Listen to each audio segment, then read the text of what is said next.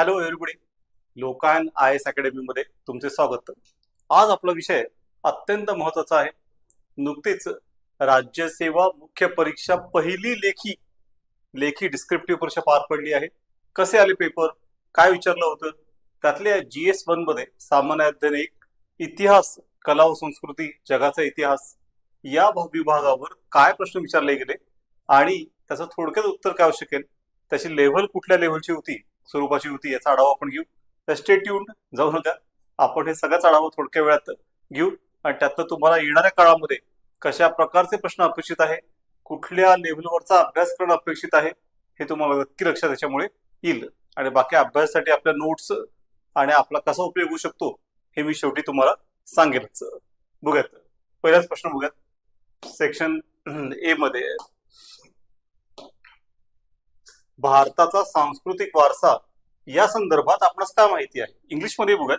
इंग्लिशमध्ये बघण्याचे महत्व आहे, कारण दोन्ही बघितल्यावर अर्थ खूप चांगल्या प्रकारे कळतो. What do you know about the cultural heritage of India. तर सांस्कृतिक वारसा आपल्या अभ्यासक्रमातला अगदी पहिलाच भाग आहे आणि हा प्रश्न अगदी सोपा आणि सरळ आहे. मग पहिलीच एक्झाम आहे देखील नवीन सिलेबस नुसार. तर सुरुवातीला अशी अपेक्षा आहे की त्याचे वन लाइनर टाकतील आणि थेट अभ्यासक्रमावरचे प्रश्न टाकतील, इकडे तिकडे न जाता. आणि तसंच झालंय. पहिलाच प्रश्न अगदी सरळ आहे. आता थोडासा ट्रिकी प्रश्न आहे, पण या संदर्भात आपणास काय माहिती आहे. What do know about cultural heritage of India, किंवा सांस्कृतिक वारसा नक्की काय प्रकार आहे. तर पहिले संस्कृती म्हणजे काय फिक्स करावं लागेल. What is a culture. मग आता संस्कृतीचे घटक कुठले, तर दोन प्रश्न हे असतात, प्रकृती आणि संस्कृती. प्रकृती म्हणजे निसर्ग, पण त्या निसर्गावर संस्कार करून निसर्गातनंच काही इनपुट घेऊन मानवाने काही गोष्टी निर्माण केल्या आणि त्यातनं आपलं जीवन सहज केलं, सहकार्याने प्रगती साधली आणि त्यातून संस्कृत्या निर्माण झाल्या. भारतात एक नव्हे अनेक संस्कृती आहेत आणि ते आपलं वैभव आहे. मग अशा देशामध्ये संस्कृती म्हणजे काय, त्याचा वारसा ठरवताना आधी अपेक्षित आहे की बघणं. मग त्यातला अगदी महत्वाचा घटक म्हणजे भाषा आणि त्याला जोडूनच लिपी आपली. समजा आपण देवनागरी वापरतो, पूर्वी मूळ लिपी वापरतो. अनेक भाषेत आपल्याकडे अनेक लिपी पण आहेत. अजून आता भारतातच विचारलंय, फक्त महाराष्ट्राचा नाही, त्यामुळे मग भारतात अनेक भाषेत अनेक लिपी आहेत. हे अजून काय आहे याच्यामध्ये, तर भारतामध्ये सण समारंभ, नववर्षाचे विविध विविध सण आपल्याकडे साजरे केले जातात. किंवा मग ऋतूंचा उत्सव असतो, ऋतोत्सव असतो. विविध ऋतू जसे येतात, कूस बदलतात, त्याप्रमाणे विविध प्रकारचे उत्सव आपल्याकडे साजरी केले जातात. त्या सगळ्यांचे इथे सण समारंभांचे इथे येईल. तसे अजून काही येईल याच्यामध्ये, तर आपले कपडे लपते, आपण कुठल्या प्रकारचे कपडे घालतो, वस्त्र धारण करतो, ते याच्यामध्ये येईल. आपली जी खाद्य संस्कृती आहे, वेगवेगळे प्रकार, तेही याच्यामध्ये. भारत याच्यामध्ये खूप समृद्ध आहे आणि अफाट विविध प्रकारचे खाद्य पदार्थ पूर्वापार भारतामध्ये बनवले जातात. एकमेकांच्या संपर्कात येऊन त्याच्यामधली व्हरायटी दिवसेंदिवस वाढतेच आहे आणि कमी होत नाहीये. अगदी धर्म सुद्धा याच्यामध्ये येईल. भारताचा संस्कृतीचाच एक भाग धर्म सुद्धा असतो. मग अशा प्रकारे अनेक गोष्टी आहेत की ज्या आपल्या संस्कृती मध्ये आणता येतात. मग आता या सगळ्याचा सांस्कृतिक वारसा आपणच काय आहे, तर एक तर वारसा संदर्भात भारतात काय झालं की गेले 5,000 वर्षांचा आपला सलग इतिहास आहे. त्याहून जुना इतिहास काही देशांमध्ये आहे, ग्रीकमध्ये आहे, इजिप्तमध्ये आहे, पण त्याला सलगता नाहीये. आपला सलग आहे. सिंधू सभ्यतेपासून आपल्याला माहिती असलेला इतिहास सलग चालला आहे. सगळ्याच परंपरा आपल्याला टिकून आहेत. त्यामुळे हा वारसा एकदम मिश्र आहे. मिश्र म्हणजे काय, तर विविध कालखंडामध्ये विविध प्रकारच्या संस्कृत्या वरती आल्या, त्यांनी विविध योगदान दिलं. त्यातलं काही ना काही, सगळंच नाही पण काही ना काही आजही आपण टिकवून ठेवलेलं आहे. कधी लिपीमध्ये समजा ब्राह्मी लिपी होती, तिथलं ढ हा जो अक्षर होतं हे काय म्हणेल, तर ब्राह्मी म्हणून नागरी आली, नागरी म्हणून देवनागरी आली, पण ढ मात्र काय राहिलं. पण ते ढ काय बदललं नाही, म्हणून न बदलणाऱ्या व्यक्तीला आपण ढ म्हणतो. किती ढ मुलगा किंवा मुलगी येईल. तर अशा प्रकारे काही ना काही तर राहिलंच प्रत्येक गोष्टीमध्ये. आणि त्याच वेळी आपण नवीन गोष्टी आत्मसात केल्या, नवीन गोष्टी निर्माण केल्या. तर अशा प्रकारे आपला सांस्कृतिक वारसा हा खूपच इंटरेस्टिंग आहे की तो एकाच वेळी भूतकाळात पण आहे आणि त्याच वेळी तो वर्तमान काळात सुद्धा आहे. हे सगळं मिळून आपला सांस्कृतिक वारसा आहे असं म्हणता येईल. आणि त्याचं वैशिष्ट्य म्हणजे तो आपण बहुसांस्कृतिक लोक आहोत. म्हणजे काय, तर एकाच वेळी अनेक संस्कृतीमध्ये आपण जगतो. म्हणजे काय, तर एकच व्यक्ती एका वेळी समजा मारवाडी असू शकतो आणि तो मारवाडी मराठी असू शकतो. पण मग मारवाडी मराठी व्यक्ती हा समजा भोपाळमध्ये येऊ शकते, पण मग ती महाराष्ट्रामध्ये असेल तर मारवाडी मराठी महाराष्ट्रीयन व्यक्ती आहे असं म्हणू शकतो आपण. मग घरात अगदी आपापसात बोलताना ते मारवाडी बोलतील, पण मग बाहेर बोलताना मराठीत बोलतील. आणि महाराष्ट्रामध्ये असतील किंवा नसतील, मग अशा प्रकारे पुन्हा मग ते हिंदू असतील का जैन असतील हा पुन्हा अजून वेगळा मुद्दा आहे. मग अशा प्रकारे एकच व्यक्तीमध्ये अनेक प्रकारच्या संस्कृती येऊ शकतात. आणि अशा प्रकारे भारतामध्ये बहुसांस्कृतिकता, मल्टीकल्चरलिझम हा आपला एक मोठा वारसा आहे असं आपल्याला म्हणता येईल. असं खूप वेगळ्या प्रकारे उत्तर लिहिता येईल, त्या फार जवळत नको, पण थोडक्यात हे आपण बघितलं. पुढचा प्रश्न, वारकरी संप्रदायाचे तत्वज्ञान स्पष्ट करा. आता हाही अगदी सरळ प्रश्न आहे आणि हा अभ्यासक्रमाचा खास भाग म्हणून दिलाय. तर हा प्रश्न अगदी अपेक्षितच होता की वारकरी संप्रदाय तत्वज्ञान स्पष्ट करा. आता हे तत्वज्ञान आहे, याचं मूळ मुळात वेदांत हेच आहे. वेदांत नावाप्रमाणे वेदांचा अंत उपनिषद यांच्यावर आधारलेलं आहे. त्याचं मर्म असं आहे की तत्वमसी, तू मी आहे आणि मी तू आहे. माझ्यात जो आत्मा आहे तोच तुझ्यामध्ये, आणि तुझ्यात जो आहे ब्रह्मरूप आत्मा तो माझ्यात आहे आणि तो चराचरात भरला आहे. थोडक्यात काय, तर तू मी आहे आणि मी तू आहे. तुझं सुखदुःख माझं आहे आणि माझं सुखदुःख तुझं आहे.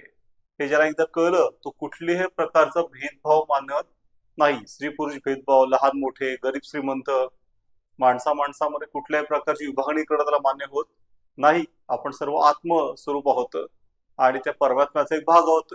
वयम सुपुत्र हा अमृतस्य नूनम, आपण ते अमृताचे पुत्र आहोत. तर स्वतःला कुठल्याही प्रकारे कमी मनाची गरज नाही. मग अशा प्रकारे समतेवर आधारलेलं तत्वज्ञान वारकरी संप्रदायाने निर्माण केलं. आणि त्यांनी एक भक्तीसाठी देव निवडलं, भक्ती मार्ग हा विठ्ठल. आणि हा विठ्ठल हा अशा प्रकारचा देव आहे की जो सगळ्यांना बरोबर घेऊन जातो. त्याचा गोतावळा आहे मोठा. मग त्याच्यामध्ये शिंपी आहेत, नाभी आहेत, सुतार आहेत, कुंभार आहेत, अगदी वैश्य सुद्धा आहेत. सगळ्या प्रकारच्या लोकांना तो बरोबर घेऊन जातो. तो सख्या हरी आहे. तो सगळ्यांना मदत करतो, गप्पा मारतो. तो कोणी असं घाबरवून सोडणारा, शिक्षा देणारा अशा प्रकारचा देव नाहीये. आणि अशा प्रकारे वारकरी तत्वज्ञान हे जगायला अगदी साधं, सोपं आणि समतेवर आधारलेलं तत्वज्ञान आहे. याच्यामध्ये भक्त थेट देवाशी संपर्क साधतो. कुठल्याही मध्यस्थाची गरज नसते, कुठल्याही प्रकारच्या कर्मकांडाची गरज या तत्वज्ञानामध्ये नाही. आणि त्यामुळे मग या तत्वज्ञानाचे दोन भाग आहेत. पहिला भाग म्हणजे अन्याय करायचा नाही आणि दुसरा म्हणजे अन्याय सहन करायचा नाही. त्यामुळे स्वराज्याच्या स्थापनेच्या आधी पहिला भाग सिद्ध केला होता की अन्याय करायचा नाही. आणि महाराजांनी, शिवाजी महाराजांनी जी स्वराज्य स्थापना केली त्यातून पार्ट 2 म्हणजे अन्याय सहन करायचा नाही. आणि अशा प्रकारे वारकरी तत्वज्ञानातच स्वराज्य उभं राहिलं हे निश्चित म्हणता येईल. आणि जरी पटका जो आहे त्याचा भगवा रंग हा जो वैराग्याचा रंग होता साधूंचा त्यातनं आलेला आहे. आणि अशा प्रकारे विक्रम वैराग्य एक जागी नांदती असा हा महाराष्ट्र देश आहे. आणि त्याचं वारकरी तंत्र तत्वज्ञान हे मर्म आहे असं म्हणता येईल. त्यातूनच महाराष्ट्र धर्म उभा राहिला असंही म्हणता येईल. तशा प्रकारे खूप इंटरेस्टिंग प्रश्न विचारला. पुढचं बघूया. तर 1914 ते 47 म्हणजे 20व्या शतकातलं पहिलं अर्धशतक, त्यामध्ये कामगार चळवळीचा आढावा घ्या. अगदी सरळ प्रश्न आहे, आपल्या अभ्यासक्रमाचा भाग आहे. Review the labour movement from 1914 to 1947 AD. मग आता हाच जो काळ होता की ज्या काळामध्ये 1917 साली रशियन राज्यक्रांती झाली.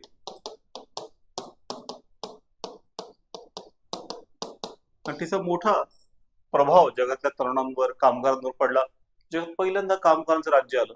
एक स्वप्नवत कल्पना होती आणि त्यातनं आधीच भारतामध्ये थोडी कामगार चळवळ आली होतीच. कामगार संघटना निर्माण झाल्या होत्याच. जसं 1880 साली Bombay mill and association, Narayan Meghaji लोखंडेने स्थापना केली आणि तिथनं सुरुवात झाली होतीच. पण त्याला आता वर्गीय जाणीव मिळाली, क्लास कॉन्शियसनेस, आणि एक ध्येय मिळालं, एक स्वप्न मिळालं, एक कार्यक्रम मिळाला आणि त्यातनं जास्त उत्साह निर्माण झाला. 1920 साली मुंबईत आयटकची स्थापना झाली. All India trade union Congress, तिचे पहिले अध्यक्ष लाला लजपत राय हे होते, जे तेव्हाचे काँग्रेसचे अध्यक्ष होते.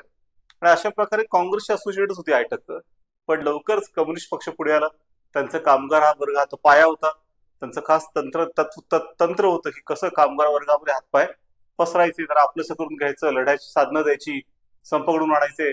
आणि त्याचा परिणाम म्हणून लवकरच आयटक जी आहे ती कम्युनिस्ट पक्षाने हायजॅक केली, ती अजूनही सोडलेली नाही. पुढे कंटाळून काँग्रेसने स्वतःची इंटक म्हणून काढली, Indian trade union Congress, Sardar Patel यांनी 45 साली. एकंदरीत हा जो काळ होता 14 ते 47, या काळामध्ये कामगार चळवळीला भारतामध्ये बहर आला. भारताच्या विविध भागामध्ये विविध कामगार चळवळी स्थापन झाल्या. खुद्द एम एन रॉय यांनी स्वतःची वेगळी रेड टक स्थापन केली होती. काही काळ नामदेव मल्हार जोशी ज्यांनी मुळात आयटक स्थापन केली होती, त्यांची एक वेगळी लिबरल चळवळ होती. अशा अनेक वेगळ्या चळवळी पण होत्या.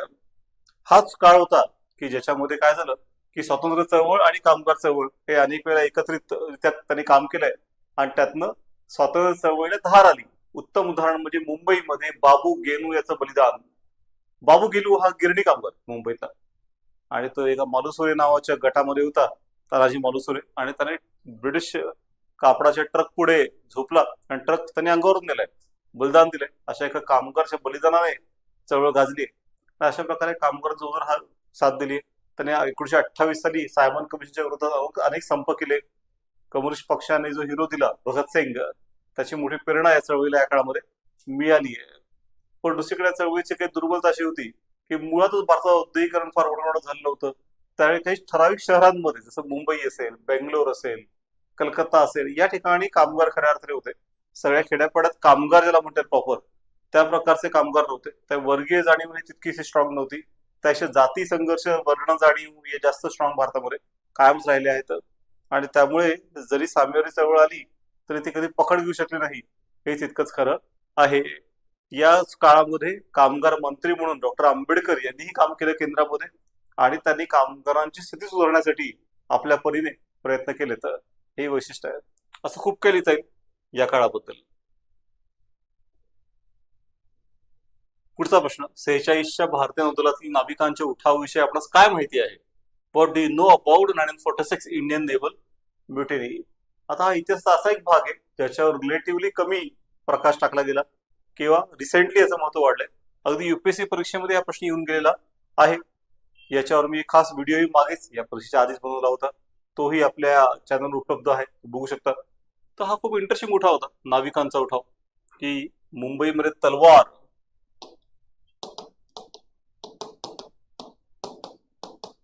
आणि कराची ते हिंदुस्थान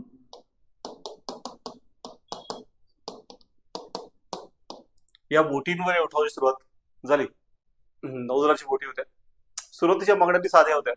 साध्या म्हणजे अर्थाने की बाबा आम्हाला प्रशिक्षणामध्ये समान वागणूक द्या, खाण्यापिण्यामध्ये समान वागणूक द्या, पगार, प्रमोशन या सगळ्या बाबतीमध्ये गोऱ्या सैनिकांच्या बरोबरीची वागणूक द्या, असं त्याचं म्हणणं आहे. आता तसं म्हणतात नवीन काय, 90 वर्षापूर्वी 57चा उठाव त्याच काळात झाला होता. पण दुसरा एक प्रवाह होता INA, Indian National Army, Azad Hind Sena, जिच्यामध्ये भारतीय सैनिक होते, पण त्यांनी ब्रिटिशांची बाजू सोडून, ब्रिटिशांनी त्यामुळे भारतीय सैनिक भारताच्या बाजूने लढले. त्यामुळे मग आहे त्या सैनिकांचा परिणाम पडला की आपले काही भाऊबंद देशासाठी लढतायत, आपण कोणाला लढतोय, आपण कोण आहोत, आपल्या देशभक्ती नाही का? आणि त्यामुळे जरी सुभाषला देशात आता आलं नाही तरी नाविकांना असं वाटलं की त्याने त्याचं काम केलंय, आपण आपलं काम केलं पाहिजे. आणि त्यातनं नौदलाने संपाला सुरुवात केली. पण नौदलाला संपाची परवानगी नसते, त्याला उठावच म्हटलं गेलं, म्युटिनी. आणि अशा प्रकारे 1946 साली म्युटिनी सुरुवात मुंबईत झाली. तलवार, लवकरच कराची, हिंदुस्थान, लवकर तुतीकोरीन, कलकत्ता, कोची या सगळ्या ठिकाणी तो उठाव पसरला. लवकरच तो जमिनीवरच्या नौदलाच्या बेसवर पसरला, तिकडनं तो वायुदलामध्ये पसरला. असं तो पसरतच गेला आणि त्याचा मोठा फटका हा ब्रिटिश राज्याला बसलाय.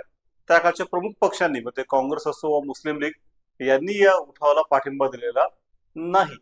त्यातल्या काँग्रेसमधल्या अरुणा आसफ अली यांनी मात्र पाठिंबा देऊ केला. हा उठाव म्हणजे ब्रिटिश साम्राज्यातील नॉकिंग पंच होता, की ब्रिटिशांना अनेक धक्के बसले काळात. पण हा सर्व मोठा धक्का होता की जर सैन्यच निष्ठावंत उरलं नाहीये तर भारतात राहण्याला आता कुठलाच आधार उरलेला नाही. तर भारत सोडण्याची 3 कारणं ब्रिटनचे पंतप्रधान ऍटली यांनी दिली. त्यातलं एक कारण हे होतं की सैन्य निष्ठावंत उरलेलं नाही आणि त्यामुळे आता भारत सोडण्याशिवाय पर्याय उरलेला नाही. तर हा खूप इंटरेस्टिंग प्रकार आहे. आप माझा व्हिडिओ डिटेलमध्ये बघून घ्या, तुम्हाला नक्की आवडेल. सविनय कायदेभंग चळवळीचे महत्व स्पष्ट करा. Explain the importance of a civil disobedience movement. आता ही अगदी प्रमुख चळवळ 1930 ते 34 या कालखंडात झालेली. आणि काय प्रश्न विचारलाय की इम्पॉर्टन्स, महत्व. तर एकदम सरळ प्रश्न आहे. काही म्हणजे त्याच्यामध्ये हे नाही केलंय, डिटेलिंग नाही केलंय. तर ऑलरेडी गांधी युगामध्ये जन आंदोलनाचे युग सुरू झाले होते. त्याचा हा पार्ट 2 होता. पार्ट 1 होतं असहकार चळवळ. असहकारामध्ये आम्ही तुमच्याकडे येणार नाही, तुम्ही आमच्याकडे येऊ नका, आम्ही सहकार्य करणार नाही. Non cooperation. आता पुढचा टप्पा, आम्ही तुमच्याकडे येणार आणि येऊन कायदे तोडणार, फक्त अहिंसक करणं. सविनय कायदेभंग. ब्रिटिश तर म्हणाले की इट्स आर्मलेस रिबेलियन, हे तर शस्त्रविरहित बंड आहे, तसंच भागवलं जाईल, झडपलं जाईल. पण अशा प्रकार स्वातंत्र्य चळवळ आता पुढच्या टप्प्यावर गेली, जास्त ऍडव्हान्स झाली असं आपल्याला निश्चित म्हणता येईल. त्यामुळे या चळवळीचं खूप महत्व आहे की एक तर स्वातंत्र्य चळवळ पुढच्या टप्प्यावर गेली, गांधींचं नेतृत्व आता पणाला लागलं या चळवळीमध्ये, आणि हिंसा झालीच ती यावेळेस सुद्धा मागच्या वेळेसारखी, चोरी चोरासारखी. तर निष्कर्ष निघाला असला की अहिंसक कशी चळवळ काय होत नसते. पण धारासणा येथे ब्रिटिशांनी मोठ्या प्रमाणावर हिंसाचार करून सुद्धा चळवळ हिंसक झाली नाही, आणि त्यातून दाखवून दिलं की हिंसेवर अहिंसेने मात करता येते. हजार लोकांनी भाग घेतला, लाखो तुरुंगात गेलेत, आणि त्यावेळी या चळवळीत अनेक वेगळ्या नवीन गटांनी भाग घेतलाय. वैशिष्ट्य, आदिवासींनी भाग घेतलाय मोठा, फर्स्ट टाइम स्वातंत्र्य चळवळीमध्ये पहिल्यांदा आदिवासींनी मोठा भाग घेतलाय, किंवा उद्योगपतींनी भाग घेतलाय अजून एक गट, किंवा महिलांनी भाग घेतलाय अजून एक गट, किंवा सीमा भागातील लोक होते, खान अब्दुल गफ्फार खान असतील, राणी गायडुंगली असेल, जदो नाग असेल, अशाने भाग घेतलाय. मग त्या अशा विविध नवीन गटांनी या चळवळीत भाग घेतला, हे त्याचं महत्व आहे असं म्हणता येईल. आणि मग शेवटी असं म्हणता येईल की या चळवळीत स्वतंत्र आलं नाही, पण नक्की स्वतंत्र चळवळ एका प्रगत टप्प्यावर नेऊन ठेवली. इतक्या प्रगत की यानंतर आता फक्त एकच चळवळ बाकी होती, एक धक्का और दो. आणि तो पुढचा धक्का होता शेवटी 1942 ची चले जाओ चळवळ. आणि अशा प्रकारे या चळवळीने भारताला स्वातंत्र्य दिलं नसलं तरी स्वातंत्र्याच्या पायरीवर आणून ठेवलं आहे, हे मात्र निश्चित. स्वातंत्र्योत्तर काळात भाषावर प्रांतरचनेविषयी आपणास काय माहिती आहे? What do you know about regionalisation on language of the post independence. आता हे रिजनलायझेशन म्हणजे प्रादेशिकीकरण असं त्याचा मराठीत अर्थ होतो.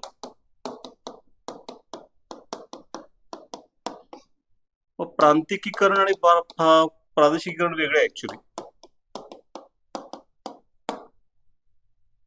त्यामुळे मग रिजनलायझेशन हे तितकंच बरोबर नाही. प्रांतिकीकरण करण्यात आलं. भाषावर प्रांत रचना, भारतात प्रांत आहेत आणि ते प्रशासकीय सोयीसाठी आहेत असं आपण म्हटलंय.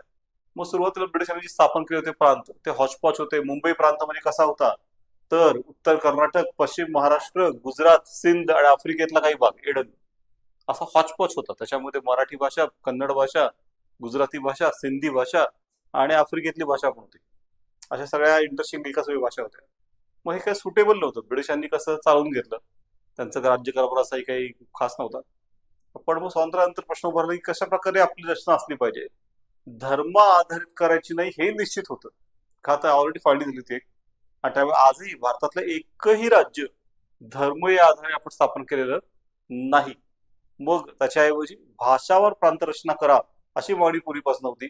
आणि 1920 नागपूर अधिवेशन काँग्रेसचं, तिथेच काँग्रेसने ही मागणी मान्य केली होती.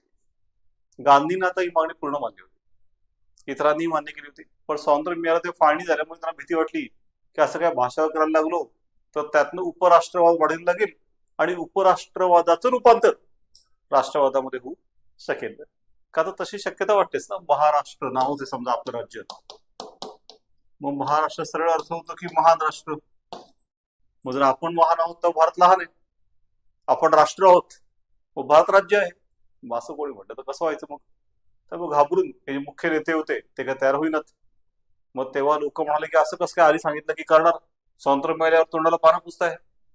मग आता यांनी टाइमपास करण्यासाठी कमिट्या नेमल्या, एक दार आयोग नेमला, मग एक जेव्हीपी कमिटी नेमली, पण केलं मात्र काही नाही. मग मात्र आंध्रमध्ये पोट्टी श्रीरामुलू हे नेते उपोषणाला बसले, हैदराबाद इथे. किंवा तेलुगू लोकांना मद्रास पासून वेगळं राज्य हवंय.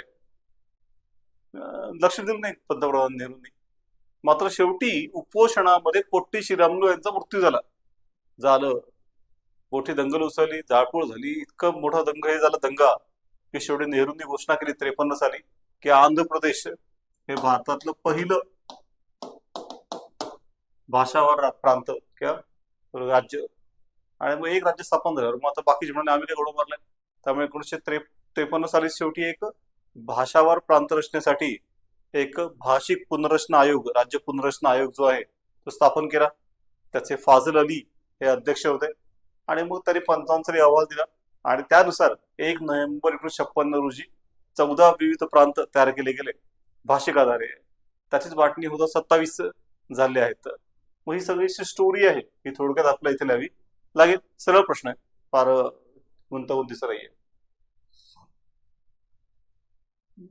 सेक्शन बी, भारताच्या आर्थिक विकासासंबंधी महादेव गोविंद रानडे यांचा विचार स्पष्ट करा. Explain the Justice M G Ranade's views on Indian economic development. मग आता भारताचा आर्थिक विकास हा मवाळांच्या कार्याचा मर्मबिंदू होता. मवाळ किंवा नेमस्त मॉडरेट्स जे होते त्यांच्या कार्याचं सर्वात मोठं वैशिष्ट्य म्हणजे त्यांनी पेनस्टेकिंग स्टडी केली आहे. जो जर अभ्यास केलाय आणि त्यातून दाखवून दिलाय की ब्रिटिशांचं स्वरूप हे शोषक आहे आणि त्यांच्या काळामध्ये काय होतंय तर भारताचं आर्थिक शोषण होत आहे, ड्रेन ऑफ वेल्थ हे त्यांनी सिद्ध करून दाखवलंय. आणि मग त्या सिद्ध करण्याचा भाग म्हणजे काय तर मग ही सगळी चर्चा. रानडे यांचं वैशिष्ट्य असं की त्यांनी दादाभाई नौरोजी यांनी जी मांडणी केली होती की भारताच्या संपत्तीचं दोहन होतंय, ती उचलून तर धरलीच, पण तिला अजून पुढच्या टप्प्यावर नेऊन खूप पद्धतशीरित्या मांडणी केली. आकडेवारीनुसार मोठे मोठे एसेस लिहिले. त्यांचं पुस्तकच आहे की भारतीय अर्थशास्त्रावरील निबंध, अर्थव्यवस्थेवरील निबंध.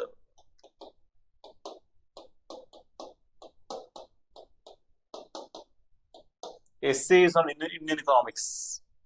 ते पहिले की त्याने भारतीय अर्थव्यवस्था या कल्पनेवर भर दिला. ब्रिटिश काय करत की ब्रिटन आणि भारत या दोघांची अर्थव्यवस्था एकत्र करत आणि म्हणत की बघा आपण फायद्यामध्ये आहोत. रानडे म्हटलं की तुम्ही फायद्यामध्ये आहात, आम्ही तोट्यामध्ये आहोत, त्यामुळे तुम्ही असं एकत्र करून काही उपयोग नाहीये. तुमच्या अर्थव्यवस्थेला कशाचा फायदा होतोय ते नियम आम्हाला लागू करू नका. आम्ही अजून प्री इंडस्ट्रियल लेव्हलला आहोत, औद्योगिक आमचं बाकी आहे, तुमचं ऑलरेडी झालंय. त्यामुळे मग तुमच्या अर्थव्यवस्थेचे नियम आम्हाला लावून आमचं नुकसान होत आहे. आणि भारताच्या विकासासाठी आपल्याला भारताची अर्थव्यवस्था हवी ज्याच्यामध्ये आपल्या उद्योगांना आयात कराचं काही काळ संरक्षण दिलं पाहिजे, वाढीसाठी पूरक अशी सरकारी धोरणं असली पाहिजे.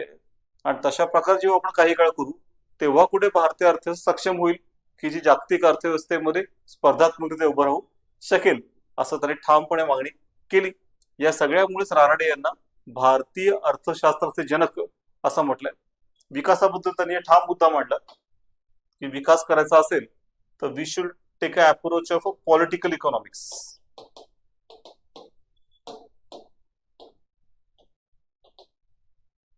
राजकीय अर्थशास्त्र. कारण काय होतं की बऱ्याच वेळेला असं हे केलं जातं की तो अर्थशास्त्र नावाचा एक प्युअर विषय असतो आणि असं ते नुसतं अप्लाय करून काहीतरी होऊन जातं विकास. ते म्हणजे तसं काय होत नसतं. There is no pure economics, there is always political economics. की कुठल्या चॉईसेस घ्यायच्या अर्थशास्त्रातल्या याचा निर्णय राजकीय असतो. मग जवळ आपण राजकारण ताब्यात घेतले देशाचं आपल्या आणि आपले निर्णय आपण करत नाही तोवर आपलं इकॉनॉमिक्स आपल्या ताब्यात येऊ शकत नाही, आपल्या बाजूने निर्णय होऊ शकत नाही, आपला विकास होऊ शकत नाही. आणि त्यामुळे ते अर्थशास्त्रीच असले तरी त्यांनी राजकारणावर मोठा भर दिलाय आणि त्यातनं भारताच्या राजकीय जागृतीला, राजकीय चळवळींना चालना दिली असंही म्हणता येईल. आणि त्यामुळे मोठंच दूरदृष्टी त्यांच्या पुढे होती असं आपल्याला दाखवून देता येईल. पुढचा प्रश्न, भारतीय राष्ट्रीय चळवळीतील जहालवादी गटाचा उद्देश व कार्यपद्धती स्पष्ट करा. Explain the objective and methods of the extremist group in the Indian national movement. मग आत्ताच आपण मळ बघितले आणि पुढच्या प्रश्नात लगेच आता जहाल. आणि सरळ प्रश्न आहे, दोन गोष्टी विचारल्या की त्यांचा उद्देश काय होता, ऑब्जेक्टिव्ह, आणि दुसरं कार्यपद्धती काय होती. आता उद्देशामध्ये व मवाळांचा उद्देश काय होता, तर ब्रिटिशांच्या हाताखाली राहून भारताची प्रगती घडवून आणली. रानडे म्हणत की ब्रिटिश हे भारताला मिळाले गिफ्ट आहे, एक भेट आहे. गोखले म्हणत की दैवी संकेत आहे. जहालांनी पद्धत बदलली. ते म्हणाले की हे जे ब्रिटिश आहेत ते कोण आहेत, तर ब्रिटिश आहेत म्हणजे देवाने पाठवली आपत्ती, एक crisis send by the god, ईश्वरी संकट आहे असताना म्हटलंय. तर पूर्ण विचारसरणी बदलली आहे, बघायचा दृष्टिकोन त्यांनी पूर्णपणे बदलून टाकला आहे. तर मग त्यांचे उद्देश स्पष्ट होते. अगदी 1895ला टिळकांनी भारताची राज्यघटना लिहून टाकली होती, स्वतःच एक छोटीशी गावी ना, पहिला प्रयत्नच. आणि टिळकांचं वैयक्तिक मत होतं की स्वातंत्र्यासाठी भारत तयार झाला आहे. जरी जहालांनी थेट ते उद्देश ठेवलं नाही, आणि त्या काळात तरी स्वराज्य हे ध्येय ठेवलं की ज्याच्यामध्ये अंतर्गत स्वायत्तता हे कल्पना होती. ते पर्सनली टिळक तर म्हणत की स्वराज्य स्वातंत्र्य असलं तरी चालेल. बाकी मग यांचा 4 पॉईंट प्रोग्राम होता. त्याच्यामध्ये काय काय होतं, तर बहिष्कार होता, त्यानंतर अजून काय होतं, तर स्वदेशी ही संकल्पना होती, राष्ट्रीय शिक्षण होतं, आणि स्वराज होतं. तर चतुसूत्री 4 पॉईंट प्रोग्राम तरी मांडलाय. आणि सगळी उद्दिष्ट समोर ठेवून की स्वराज, स्वदेश, स्वप्रेम, स्वकीय, असं स्ववर भर होता, परऐवजी स्व. मग त्या स्वधर्म, स्वसंस्कृती यावरही त्यांनी भर दिलाय. आणि त्यातनं लोकांच्या मनात जो एक न्यूनगंड निर्माण झाला होता की आपलं जे काही आहे ते दुय्यम आहे, वाईट आहे, आणि जे काही पाश्चिमात्य आहे ते चांगलं आहे, तो दूर करण्याचा प्रयत्न जहाल गटाने केला. आणि बाकी कार्यपद्धती बघितली आपण, तर त्यांचे 3 प्रकार होते की लोकसंग्रह, लोक जागृती, आणि लोकसंघटन. लोकसंग्रह म्हणजे काय, लोकांना भेटायचं, फुल टाइम काम करत, फुल टाइम पॉलिशन होते, त्या लोकांना भेटणं सोपं होतं. त्यांचे सुखदुःख ऐकून घेत, लक्षात ठेवत, त्यांचा वापर करून घेत, पुढे लोकजागृती करायची. त्याची वृत्तपत्र होतीच त्यांच्याकडे, केसरी मराठा होतं, वंदे मातरम होतं. पण त्याशिवाय त्यांनी गणेशोत्सव काढलाय, शिवजयंती काढली आहे, बंगालमध्ये दुर्गा पूजा चालू केली आहे. आणि या सगळ्यातनं लोकजागृती करायचा प्रयत्न केला. आणि तिसऱ्या टप्प्यामध्ये लोक संघटन, कामगार किंवा शेतकरी यांच्या संघटना उभ्या करायच्या, आणि त्यातनं हळूहळू राजकारण संघटित करत न्यायचं असा प्रयत्न त्यांनी, मास मोबिलायझेशन ज्याला म्हणतात, त्याची सुरुवात भारतामध्ये जहालांनी केलेली आहे. या तिन्हीमध्ये लोक हा त्यांच्या आयडियाचा मध्यबिंदू आहे. लोकांना मध्ये ठेवूनच त्यांनी राजकारण उभं केलंय. आणि म्हणूनच टिळकांना भारतातले पहिले लोकमान्य नेते असं म्हटलं गेलं. मवाळ राजमान्य होते, पण टिळक हे पहिले लोकमान्य. आणि अशा प्रकारे जहालांची उद्दिष्ट आणि कार्यपद्धती याच्यावर खूप वेगळ्या प्रकारे लिहिता येऊ शकेल, नाही का. शेवटचा प्रश्न हा जगाचा इतिहासावर आहे. आशिया व आफ्रिकेतील साम्राज्यवादाविषयी आपल्यास काय माहिती आहे? What do know about imperialism in Asia and Africa. मग आपल्याला जगाच्या इतिहासामध्ये वसाहतवाद हा टॉपिक आहे. आणि मग वसाहतवाद हा साम्राज्यवादाचा एक भागच आहे, इम्पेरियलिझम. आणि त्यामुळे मग त्याच्याबद्दल त्यांनी प्रश्न विचारला हा अपेक्षितच आहे, आणि स्ट्रेट प्रश्न आहे. आणि जरी 15 मार्कला असला तरी 2 मोठ्या खंडांबद्दल आहे, आशिया आणि आफ्रिका. मग ओव्हरऑल आपल्याला लिहिता येईल की मग पहिले टप्प्याटप्प्यामध्ये पहिले आशियाचं झालं, आणि मग शेवटच्या टप्प्यामध्ये आफ्रिकेत साम्राज्यवाद पोहोचला. हा प्रामुख्याने युरोपियन साम्राज्यवाद होता.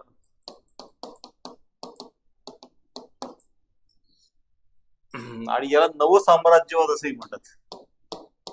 मग नव साम्राज्यवाद कुठल्या अर्थाने, की जुना साम्राज्यवाद हा प्रामुख्याने राजकीय कारणांसाठी होतच आहे, राजाचं कुटुंब, त्याची कीर्ती, किंवा कधी कधी धार्मिक कारण असत की धर्म पसरवणे. पण हा नव साम्राज्यवाद वेगळ्या प्रकारचा आहे, हा आर्थिक कारणांनी आहे. आणि त्यातून वसाहती उभ्या करणे. त्यामुळे औद्योगिक क्रांतीचं अपत्य म्हणजे वसाहतवाद. आणि त्यातनं वसाहती उभ्या केल्या जगभर, आफ्रिकेमध्ये, आशियामध्ये, आणि त्याचं शोषण केलं. वसाहतवाद हे दुय्यम अस्तित्व आहे, आणि त्यातनं शोषण करून घेणे तिथल्या साधनांचं हे अपेक्षित आहे. आणि त्यातनं मातृभूमी जी आहे, आपलं मुख्य देश, पॅरेंट कंट्री, त्याची भरभराट घडून आणणे हे ध्येय त्यांनी ठेवलं. आणि त्यानुसार मग या सगळीकडे केलंय. बाकी आशियामध्ये आपण बघितलं तर मग सगळेच पोचले. त्यापैकी मग भारत हा ब्रिटनची वसाहत बनला. इंडो चायना हा जो भाग आहे, लाओस, कंबोडिया, व्हिएतनाम हा फ्रान्सची बनला. किंवा मग इंडोनेशिया हा जो देश आहे हा फ्रेंच लोकांची वसाहत बनला. किंवा पॉपुआ न्यू गिनी आहे हा भाग पोर्तुगीजांची वसाहत बनला. या फिलिपिन्स आहे हा स्पॅनिश लोकांची, आणि पुढे अमेरिकेची वसाहत बनलाय. असं आशियामध्ये सगळे लोकांनी पण वाटून घेतलं. सुरुवातीला यांच्यातही भांडणं होती, पुढे एकमेका सहाय्य करू, अवघे मिळून चालू साम्राज्यवाद असं धोरण आहे लोकांनी ठेवलं. हे अख्खा आशियात गिळंकृत करून त्यांचं पोट भरलं नाही, आणि म्हणून पुढे ते आफ्रिकेमध्ये उतरले. आणि आफ्रिकेमध्ये अक्षर 30 वर्षामध्ये तरी अख्खा आफ्रिका खंड ताब्यात घेतलाय. अगदी 1884 ते 1914 या 30 वर्षात सगळं आफ्रिका घेऊन टाकलंय. सर्वात जास्त एरिया फ्रान्सला मिळाला, पण सर्वात जास्त लोकसंख्या मात्र ब्रिटनला मिळाली. सर्वोत्तम साधने ही ब्रिटननेच घेतली. ब्रिटन या काळापर्यंत चांगला एक्सपोर्ट झाला होता. हे सगळे पुराणे पापी होते, तर त्यांना भरपूर अनुभव होता. तसे नेहमीप्रमाणे पोर्तुगीजही पोहोचले तर मोझांबिक, अँगोला या ठिकाणी. स्पॅनिश तर होतेच, त्यांनी मोरोक्को हा जो देश तो घेतलाय. यावेळी काही नवीन खेळाडू मैदानात होते, जसं इटली पण होता. इटलीने ट्युनिशिया घेतलाय, लिबिया घ्यायचा प्रयत्न केलाय. किंवा मग जर्मनी होता, त्याने कॅमेरून, सेंट्रल आफ्रिकन रिपब्लिक हेही घेतलं. तर अशा प्रकारे जुने खेळाडू पण होते आणि नवीन खेळाडू मैदानामध्ये उतरले होते. आणि सगळ्यांनी काही ना काही आफ्रिकेमध्ये मिळवलंच, आणि सगळ्या आफ्रिका खंडाचं रूपांतर वसाहतवादामध्ये केलंय. मग ती सगळी कहाणी आपल्या याच्यामध्ये लिहायची आहे. अशा प्रकारे प्रश्न खूप इंटरेस्टिंग, सरळ विचारले, आणि चांगले मार्क याच्यामध्ये आपण मिळवू शकतो, यात काही शंका नाही. यासाठी आपला क्लास आहेच, त्यात लेक्चर्स असतात, आणि तशा आपल्या नोट्स आहेत, आपले अनेक व्हिडिओज आहेत. आणि या सगळ्या मार्गाने तुम्हाला काही शंका असतील किंवा तुम्हाला टेस्ट सिरीज लावायची असेल, प्रश्न सोडवून घ्यायचे असतील, चेक करून घ्यायचे असतील, त्यासाठी आपण उपलब्ध आहोत. तुम्हाला सगळ्यांचं त्यासाठी स्वागत. बाकी व्हिडिओ आवडला असेल तर लाईक करायला, सबस्क्राईब करायला आणि शेअर करायला विसरू नका. हे काय सांगायला नको. Best of luck.